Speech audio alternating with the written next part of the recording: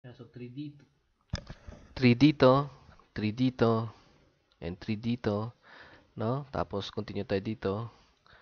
5 dito, no? 4 yung para sa C is 5. 5 ulit dito, 5 dito, and 5 dito para maging perfect square siya, no? So all sides are the same, no? So 5, 5, 5, 5, no?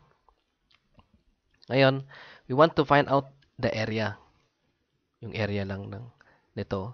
So, gagawin natin is we just take two of these, two sides, either this side or this side or this side or this side, doesn't matter, no? So, area nito is 5 times 5, no? Equals 25.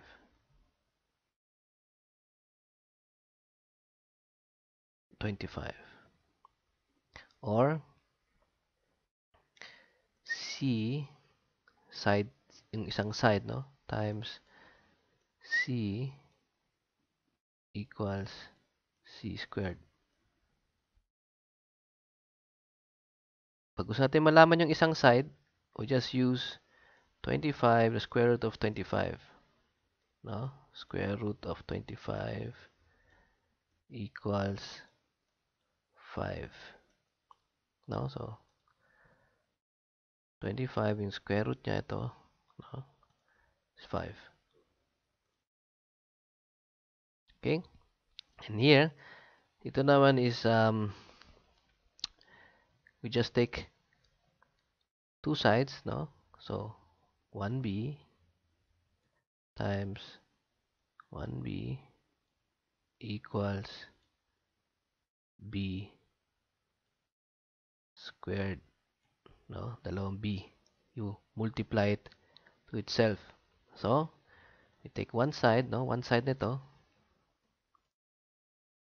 Apat na side yan. So, just take two sides. So, 3 times 3 to find the area, no?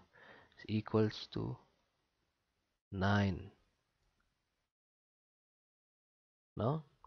To find out yung isang side lang, square root 9 equals 3. Yeah? Dito ganun din gagawin. No? So, isang side lang tong 4. So, ang answer dito for side C is equals 5. Is equals to 5.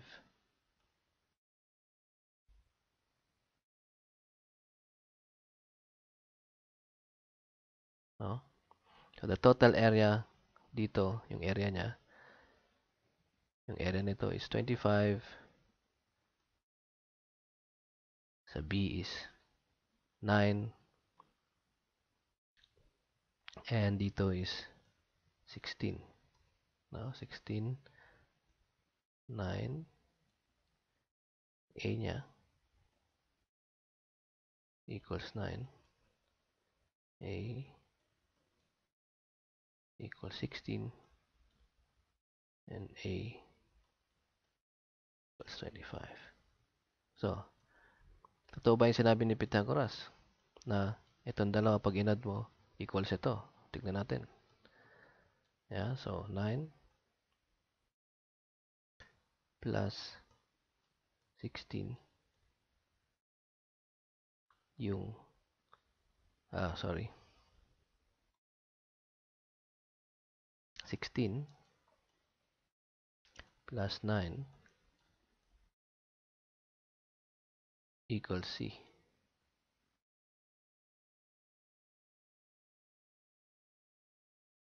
squared. Yeah. So, 25 equals C squared. And then C squared would be 25 equals to 5. Yan na yan.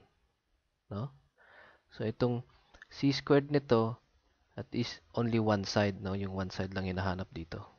So, yeah. So, b2 is equals to 3 squared. A squared is equals to 4 squared. C squared is equals to 5 squared.